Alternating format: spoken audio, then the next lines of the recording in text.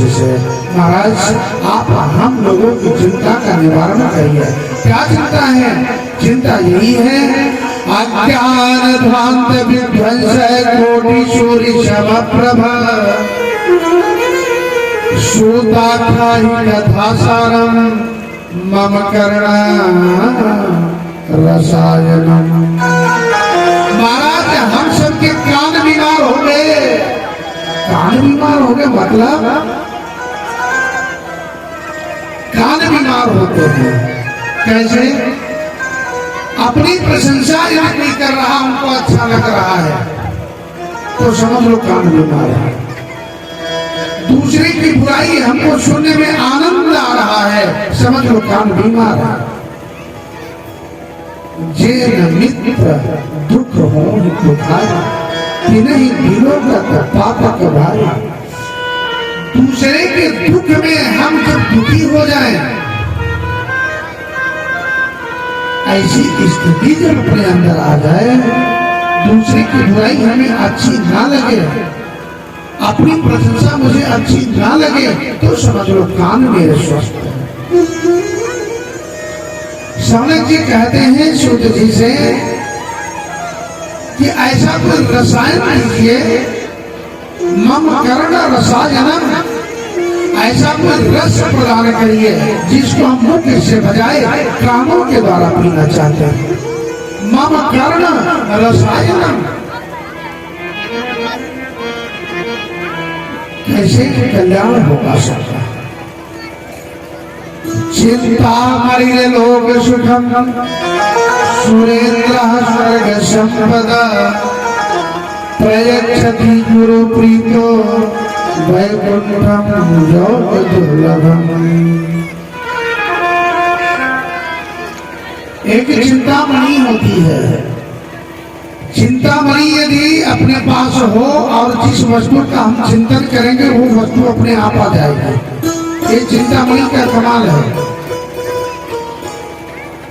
कल्प वृक्ष के नीचे बैठ करके जिस वस्तु की हम कल्पना करेंगे वो वस्तु वहीं आ जाएगी। कल्प वृक्ष का कमाल है। लेकिन चिंतामणि और कल्प वृक्ष से कहा जाए कि भगवान का साक्षात्कार करा दो तो दोनों असमर्थ हैं। ये दोनों चिंतामणि कल्प वृक्ष भगवान का साक्षात नहीं करा सकते, और भगवान का साक्षात तो एक ही करा सकता है। कौन? उसका नाम है गुरु। प्रक्षति गुरु प्रीतो वैकुंठम योग दुर्लभम। गुरु गोविंद दो मुखड़े काके लागो पाए, बलिहारी गुरु आपने जो गोविंद दियो लखाए। ये सामर्थ्य तो केवल गुरु में है, लेकिन हाँ ध्यान यहाँ भी देना है।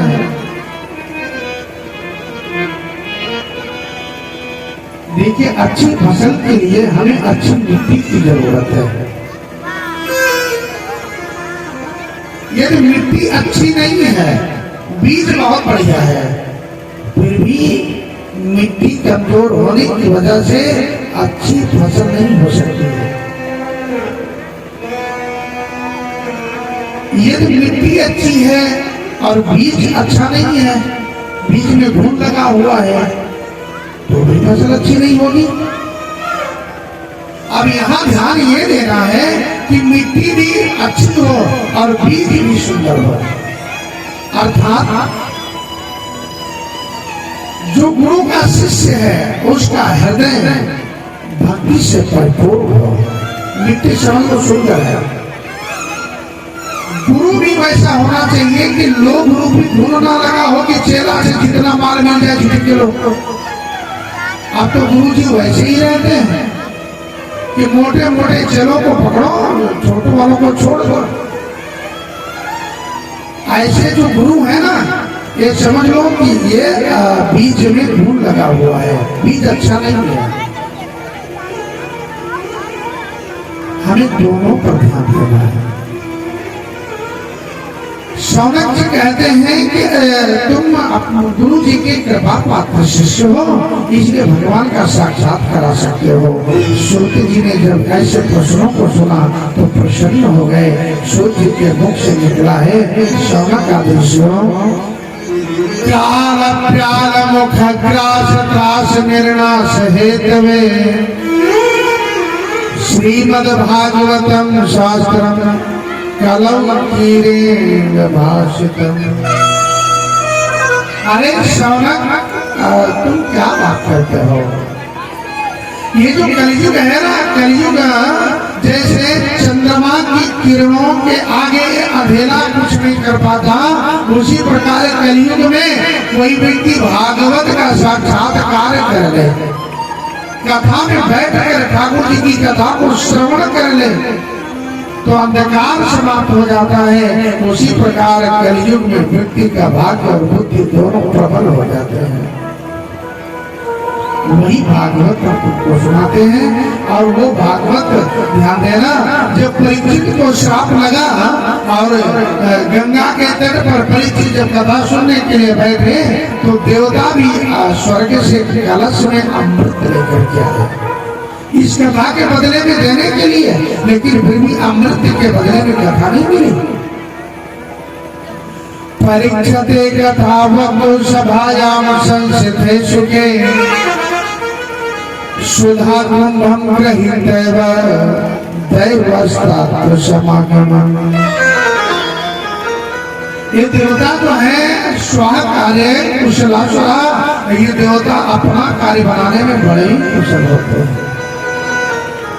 तुम्हारे घर पर यदि कोई पार्टी विवाह इत्यादि है और तुमने किसी को निमंत्रण दिया, बुलाया, नहीं आया, 2-4 बार नहीं आया और एक दिन बिना बुलाए आ जाए, बिना बुलाए आ जाए और साथ में मिठाई फल इत्यादि सब सामान लेकर के आए तो व्यक्ति को होशियार हो जाना चाहिए। कोई बात है तो तब तो कार्ड भी दिए थे, बुलाया भी हमने था, तब नहीं आया था। आज सामान भी ला करके आ रहा, बिना बुलाए आ रहा, कोई कारण है, सतर्क हो जाना चाहिए व्यक्ति को।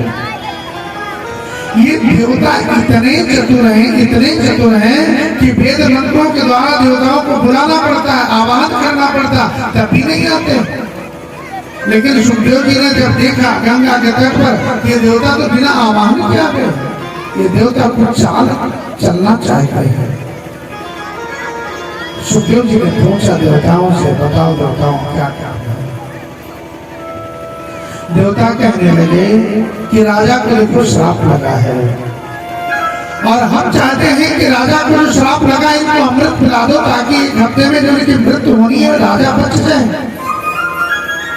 सुखदेव जी ने कहा चलो ठीक है, हम तुम्हारी बात मान लेते हैं, अमृत दे देंगे, राजा बच जाएंगे। बदले में तुम्हें तो कुछ नहीं चाहिए। देवता कहते हैं बदले में चाहिए, क्या चाहिए? ये कथा रूपी अमृत दे रहे हो ना, ये कथा रूपी अमृत हमको दे दो। सुखदेव जी हंस पड़े और सुखदेव जी कहने लगे देवताओं तुमने कथा को कितना सस्ते में हल्के में ले लिया है। जैसे हीरा और कांच की तुलना में कोई कांच का टुकड़ा दे करके हीरा को लेना चाहे, तुम ये अमृत दे करके ये कथा लेना चाहते हो। तुम्हारा जो अमृत है क्या करता? अमर कर देगा, स्वर्ग भेज देगा, स्वर्ग की संपत्ति दे देगा। लेकिन जब इसकी पुण्य समाप्त होगी तो फिर तुम्हें तो लोक में आना पड़ेगा। लेकिन जो भागवत रूपी अमृत है ना, इसको श्रवण करने के बाद स्वर्ग नहीं जाना पड़ता, फिर मोक्ष हो जाता है। ये मोक्ष क्या है? तात स्वर्ग अपवर्ग सुख, अपवर्ग स्वर्ग अपवर्ग, अपवर्ग जहां कोई वर्ग नहीं है वही अपवर्ग है। अपवर्ग इत्यादि मोक्ष प्राप्त करना। तात स्वर्ग अपवर्ग सुख धैर्य तुलायक अंग, तूलनता ही सकल मिली जो सुख लो सत्संग। ये जो सत्संग हम इस समय पी रहे हैं, ये सत्संग स्वर्ग और मोक्ष से भी बढ़ करके है। तराजू पर तौल करके देखा जाए तो भी यही वजन निकलेगा। सत्संग की तुलना कौन कर सकता है? मोक्ष होने के बाद ध्यान देना, कभी उसका पतन नहीं होता है।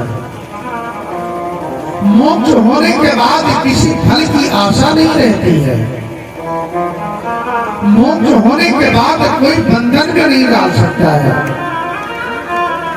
मोक्ष होने के बाद कोई भय नहीं रह जाता है।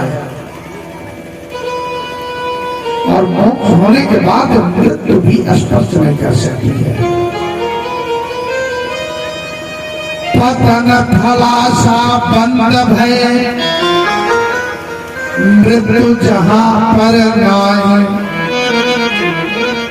पतन फलासा बंद भय मृत्यु जहां पर नाई। और पापा बाभा मां रहित सो अपर कहा।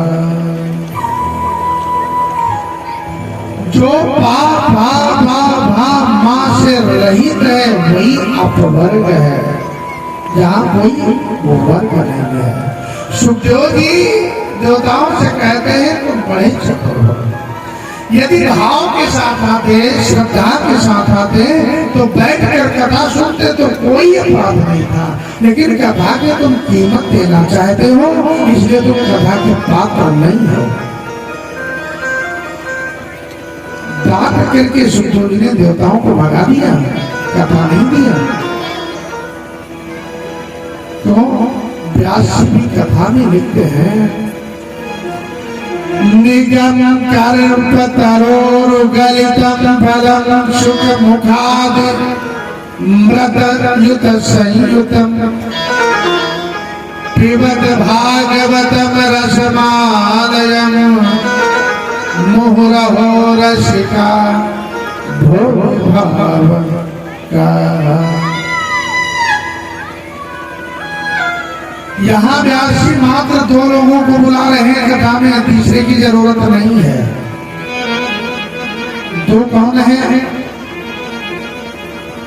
रसिका भोग भाव का। जो कथा का रसिक है, रसिक लोगों आओ हम तुम्हें रस पिलाते हैं। भावुक, जो भावुक लोग हैं तुम भी आ जाओ तो हम तुम्हें रस देना चाहते हैं। निगम कल्प तरोर गलित फलम, बहुत सुंदर सा फल है जो हम तुम्हें देना चाहते हैं। किसी ने पूछा महाराज कच्चा तो नहीं है? अरे नहीं, कच्चा नहीं है भाई, गला हुआ है। गलितम फलम तो खट्टा होगा? खट्टा भी नहीं है। तो सुख मुखादि, इसमें तोते की चोंच लगी है। तोता चोंच उसी फल में मारेगा जो फल मीठा होगा। खट्टे फल में तोता कभी चोंच नहीं मारता। खट्टे फल में तोता चोंच नहीं मारेगा। और इस कथा रूपी फल में तोते की चोंच लगी है। सुख मुखादि मृत युत संयुतम। इसलिए भैया रसिक और भावुक इस फल को पी जाओ। किसी ने कहा रे महाराज कहाँ पागल तो नहीं हो? अरे फल तो खाया जाता है, तुम पिला रहे हो। व्यास जी कहते हैं नहीं नहीं भैया, खाया हो जाता है जिसमें गिठली छिलका इत्यादि होता है। छिलका को फेंक दो, गिठली को फेंक दो, रस रस पी जाओ। लेकिन जिस फल में गिठली छिलका कुछ हो ही ना, केवल रस ही भरा हो, तो उस फल को तो पिया ही जाएगा। तो इसलिए सुख मुखादि व्रत युत संयुतम पिबत भागवतम रसमालयम। इसमें से मालय वाला भरा है, टोटल मालय माला रस ही रस है। पी जाओ बस। तो कितनी बार पीना है ये भी तो कुछ बता, कितनी बार पिए? व्यास कहते हैं मुहुरहो, जितनी बार जीवन में कथा मिल जाए, ये मन में मत सोचो कि वही कथा सुने थे फिर वही कथा, अरे वही कथा वो सुना कर गए थे, ये आए वही कथा फिर वही कथा, नहीं। जितनी बार मिल जाए, जहां संयोग बैठ जाए, मुहुरहो, जैसे जैसे मिलती जाए पीते जाओ। वही कथा वही कथा वही कथा। और तुमसे कोई पूछे वही दाल चावल रोटी सब्जी, वही दाल चावल रोटी सब्जी, कभी तो मालूम नहीं, वो तो नहीं चाहिए। उसी प्रकार जब जब संयोग बैठ जाए, और कथा में विशेष ध्यान क्या देना है? विशेष ध्यान ये देना है, कथा कौन कह रहा है इससे मतलब मत रखना।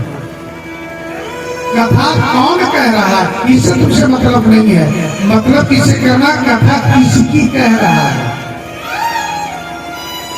कथा है किसकी। तुमको तो ध्यान यहाँ ये देना है। जैसे कोई ट्रेन के स्टेशन पर जाए और कह दे कि दिल्ली की टिकट दे दो, तो टिकट तुमने खिड़की से प्राप्त कर ली, उस टिकट के सहारे तुम दिल्ली आराम से पहुंच जाओगे। और यदि वो स्टेशन का मास्टर तुम्हें टिकट की जगह अपने घर का कागज दे दे और कह दे हम हैं ना, तुम जाओ उसके सहारे, तो उसके घर के बनाए हुए कागज के सहारे तुम नहीं जा सकते हो। क्यों? वो जो टिकट देगा वो गवर्नमेंट का टिकट है, सरकार की टिकट है। उसी प्रकार व्यास कोई भी हो, कथाकार कोई भी हो, ठाकुर जी की कथा कहेगा तो तुम्हें उसका लाभ मिलेगा। और जो व्यास अपने घर का प्रपंच बतलाएगा इस व्यास मंच पर बैठ करके, तो जैसे तुम उस टिकट वाले के घर की टिकट से दिल्ली की यात्रा नहीं कर सकते, उसी प्रकार तुम्हारा यहाँ बैठना भी बेकार हो जाएगा। इसलिए तुम्हें ध्यान देना है, हम कथा सुन रहे हैं तो किसकी सुन रहे हैं, तो कितनी बार सुननी है, कितनी बार रस पीना है। व्यास कहते हैं मुहुरहो, तो कौन कौन पिए? रस का भोग भाव का,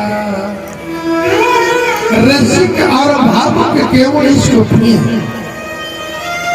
किसी ने फिर पूछा अगर कोई रसिक भावुक नहीं है तो व्यास कहते तो पिलाने में मजा नहीं आता है। पिलाने में मजा तो तभी आता है जब कोई प्यासा व्यक्ति हो, और प्यासा व्यक्ति पानी की लालसा में जब हाथ ऐसे बांध देता है, मुंह में हाथ लगा देता है, तो पानी डालने में भी बड़ा आनंद आता है। क्यों? ये पानी पी रहा है, प्यासा है, और हाथ ऐसे करके ऐसे फाड़ दे और कहते तुम गिराते जाओ भाई, कहां तक गिराओगे, मजा नहीं आएगा पानी डालने में। तुम भाई पानी पी नहीं रहे हो, तुम पानी का दुरुपयोग कर रहे हो, इसलिए हम अब नहीं डाल सकते। व्यास जी कहते हैं जब कोई श्रोता रसिक और भावुक मिलता है, बैठ करके रस को जब पीता है, तो पिलाने में व्यास मंच से बड़ा आनंद आता है। और जब कोई मन लगा करके पीता नहीं है, तो पिलाने में भी आनंद नहीं आता है। समय काटना होता है, समय काट लेते हैं।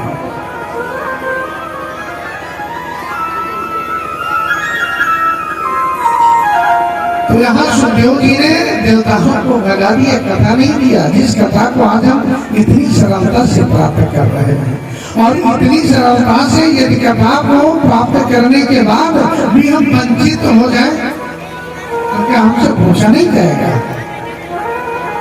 ये ठाकुर मुझसे पूछेगा नहीं वहां पे कि मेरी कथा चल रही थी, मैं भी वहां बैठा था और कथा में तुम्हारे पास समय नहीं था, आप बताओ। अरे कुछ तो जवाब दे कम से कम। इतनी सरल कथा है जो देवताओं को भी नहीं मिली, हम मनुष्यों की कथा प्राप्त हो रही है।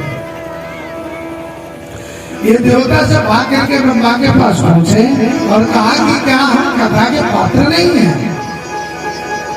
ब्रह्मा जी ने याद कि 18 पुराणे हैं, तुरंत ब्रह्मा ने तराजू मंगवा करके 17 पुराणे एक पल्ले पर रखा और एक पल्ले पे केवल भागवत की पुराण को रखा और तुरंत देवताओं के आगे तराजू उठा दिया। और जब तराजू उठाया तो जिस पल्ले पर 17 पुराणे थी वो पल्ला ऊपर चला गया। लघु ज्ञान जातान गौरवेणिदं महत् तदा ऋषिगणाः सर्वे समम्यं परमं जयो। जितने बैठे थे सब विस्मित हो गए भाई, क्यों? लघु ज्ञान जातानि, 17 पुराणे लघु छोटी पड़ गई, किसके आगे? भागवत पुराण के आगे। प्रेम से बोले श्रीमद् भागवत महापुराण की आश्चर्यचकित हो गए। और इसी कथा को प्राप्त करने के लिए नारद जी एक बार मृत्युलोक में आए तो विचार किया कि चलो कथा सुना करते हैं। तो कथा मिलेगी कहाँ? संतों के यहाँ। संतों के यहाँ गए तो संत जितने थे पाखंड निरता संत और विरक्ता संत है। पापस्य खंडः पाखंडः, ध्यान देना। जो व्यक्ति पाखंड करता है तो व्यक्ति नहीं है, वो पाप का ही एक खंड है। पापस्य खंडः पाखंडः। हम यहाँ आए हुए हैं और हम यहाँ बड़ा पाखंड लगाए रहे, लहसुन प्याज नहीं खाते और घर पर हमारे जो लौट रहा है तो पाखंड ही कह रहा है। तो हमारी गिनती फिर वो मनुष्य में नहीं है, फिर पाप से गंदा पाखंड, हम फिर पाखंड करने वाले होगा। पाखंड निर्ता संतो विरक्ता सपरिग्रह। संत जितने थे पाखंडी हो गए और जो असली संत हैं वो अपने को समाज में दिखाना पसंद नहीं करते। इतनी छवि पाखंडियों ने उनको बिगाड़ दी है। बहुत व्यास आते हैं गांव में तो गांव को खोखला कर दी है। सुनने में बहुत कुछ मिलता है भाई, बहुत कुछ सुनने को मिलता है कि भला महाराज कहीं से आए थे तो कथा गांव में किए तो सबके घर में खुलवाए सोना चांदी दिया। किसी ने भैंस बेच के दिया तो किसी ने जमीन गिरवा करके दिया और बड़ा पैसा लेकर के महाराज गए। अब उनका नंबर ही नहीं पकड़ रहा है, सिम निकाल कर फेंक दिए, गांव खाली कर दिए। इतना पैसा महाराज लूट ले गए। अब बताइए क्या पोजीशन।